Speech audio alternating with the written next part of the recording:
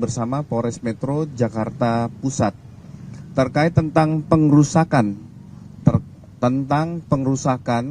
gerobak makanan pedagang.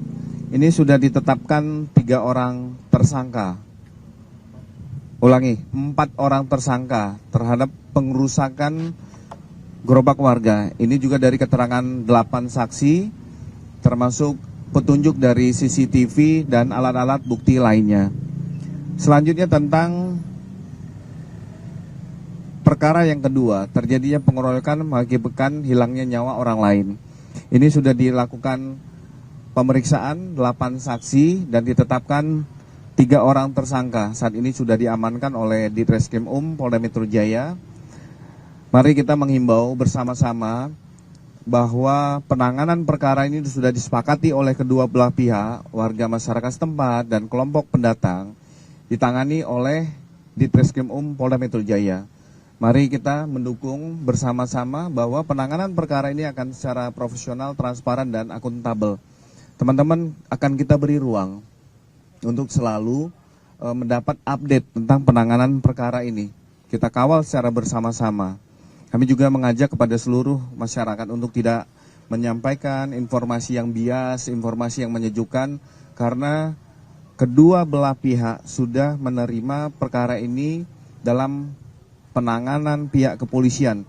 Kita sama-sama melihat juga di lokasi ini, kegiatan UMKM sudah berjalan dengan normal, aktivitas masyarakat berjalan dengan normal, masih tetap dilakukan pengamanan dari pihak Polda Metro Jaya, termasuk dari Kodam Jaya. Kita mengapresiasi dari teman-teman TNI yang juga membantu dalam menjaga bekerja sama bersama Polda Metro Jaya dalam menjaga situasi Kamtipmas ini kembali kondusif. Mungkin itu ya, pada rekan-rekan ada yang mau ditanyakan? Ya, untuk perkara pengrusakan, ini inisial GNA, AJL, FAM, dan ELL. Untuk perkara pengeroyokan, itu ada 3, SK, AS, dan OR. Pak, ini kan yang perusahaan kan lebih dari 4 orang, Pak. Bukan masalah dulu atau... Ya, beri ruang kepada teman-teman penyelidik dan penyidik untuk mendalami. Karena kejadian kemarin jam 10, saat sekarang sudah sampai tadi malam sudah ditetapkan tersangka. Artinya perkara ini terus berjalan. Kami minta beri ruang kepada teman-teman untuk biar ini ditangani secara profesional oleh teman-teman penyidik. Update aja korban luka dan meninggal saat ini. Ya, saat ini yang masih dalam kondisi luka, ini menjadi perhatian kita untuk mendapat perawatan yang lebih intensif agar segera pulih kembali. Untuk yang meninggal dunia sudah dikomunikasikan dengan pihak keluarga untuk dikembalikan untuk dilakukan pemakaman. 1 ya, Pak, meninggal dunia. Ya. Yang luka berapa, Pak? Sejauh ini masih 1 orang. Yang meninggal apakah dari korban-korban, Pak? Ya, kami akan melihat nanti dari hasil visum et repertum, baik itu akan dilakukan visum luar ataupun akan dilakukan otopsi, nanti akan kami sampaikan. Pak, yang perkara kedua, itu tuh tersangkanya dari kelompok yang mana, Pak? Yang kelompok pengrusakan adalah salah satu kelompok yang bukan warga dari Matraman, tetapi yang penganiayaan adalah salah satu warga setempat. Jadi 3-3 itu warga Matraman? Iya. Masih ada yang dulu, Pak? Masih nanti. Itu ya, teman-teman. Pak, semalam ada di media sosial ada dugaan penyerangan terhadap tiga cowok yang di sebelah itu, benar nggak sih Pak penyerangan? Ini masih kita dalami, kita juga makanya kita sama-sama mengajak warga masyarakat untuk memberikan informasi ini tidak sifatnya provokatif, tidak sifatnya menyesatkan. Dalam situasi seperti ini, kita sama-sama mengembalikan situasi itu dalam situasi aman dan kondusif, tidak menjadi pemecah belah di dalam hal ini. Nah, kita harus sama-sama bijak dalam menyampaikan informasi di tengah-tengah masyarakat. Jangan sampai ini menjadi pecah belah terhadap situasi terkini. Kita akan merayakan hari kemerdekaan RI, ini juga jangan ternodai dengan hal-hal yang negatif.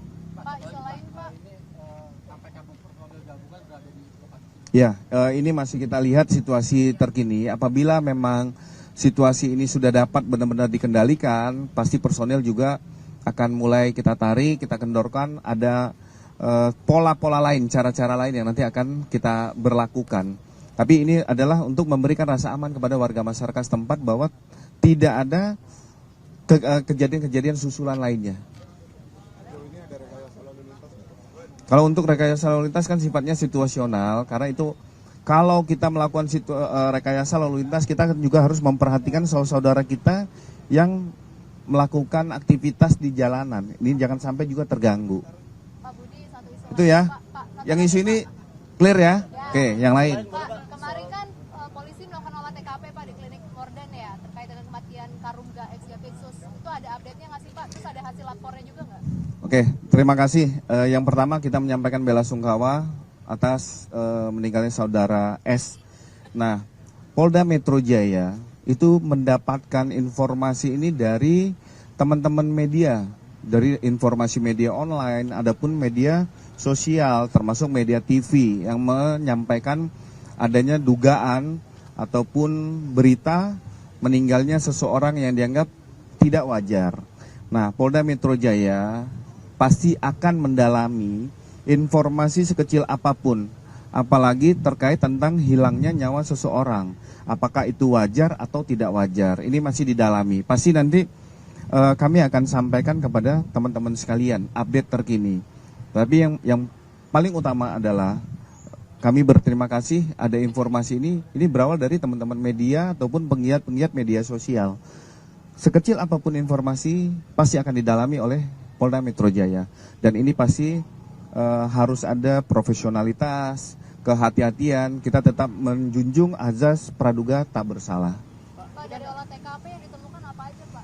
Masih didalamin, makanya nanti kita melihat, karena selama ini beberapa waktu dari hari kemarin kita mendapatkan postingan-postingan foto, dokumen, ini kan harus ada pendalaman. Kita juga memberi ruang kepada keluarga korban yang masih dalam kondisi berduka, dan kita juga memberikan himbauan, apabila memang keluarga korban merasa ada kejanggalan terhadap meninggalnya saudara S, ini bisa membuat laporan kepada Polda Metro Jaya. Dan ini lebih pro justisianya lebih tepat, lebih enak untuk kita melakukan pendalaman. Ya, kita kan sampaikan bahwa pihak keluarga masih berduka. Jadi kita harus bisa memisahkan antara proses penegakan hukum dengan empati yang diterima oleh pihak keluarga. CCTV kan kalau kita melakukan penyisiran dan segala macam itu kan harus ada legalitas. Pak, ketika ada Gitu. laporan, apakah ada kemungkinan ekshumasi Pak? Ada korban ekshumasi Pak? Ya, makanya ekshumasi itu dilakukan nanti apabila untuk menentukan kita mencari tahu akibat kematian seseorang. Nah, ini kan ada tahapan-tahapan. Kami akan menyampaikan pada teman-teman tahapan awal. Tadi ditanyakan, kita terima kasih ada informasi ini, tetapi ada tahapan selanjutnya. Nanti kami akan update kepada teman-teman. Itu ya? Ya belum, kan kita masih mendalami itu. Pak, tapi kalau ekshumasi itu perlu persetujuan keluarga atau tidak? Kita melihat memang ada di dalam KUHP itu menentukan bahwa seizin keluarga ataupun tidak diberi izin apabila kematian tersebut dianggap wajar atau tidak wajar. Maka tahapannya nanti itu udah tahap akhir, nanti akan dilakukan ekshumasi. Pak, ini kan ada jangka waktu dari hari Kamis kejadian ya Pak ya, terus kemudian pemeriksaan olah TKP kan hari kemarin ya Pak. Maka itu juga berpengaruh terhadap kondisi TKP-nya Pak. Ada kesulitan sedikit untuk mencari penyebab atau... Ya makanya apabila ini sudah memang dilakukan investigasi murni, bukan karena dasar informasi dan lain-lain. Nah, ini pasti ada teknik-teknik penyidikan yang tidak harus kami sampaikan kepada teman-teman media. Gak sempet baca? Dengerin aja, klik icon text to speech di okezone.com.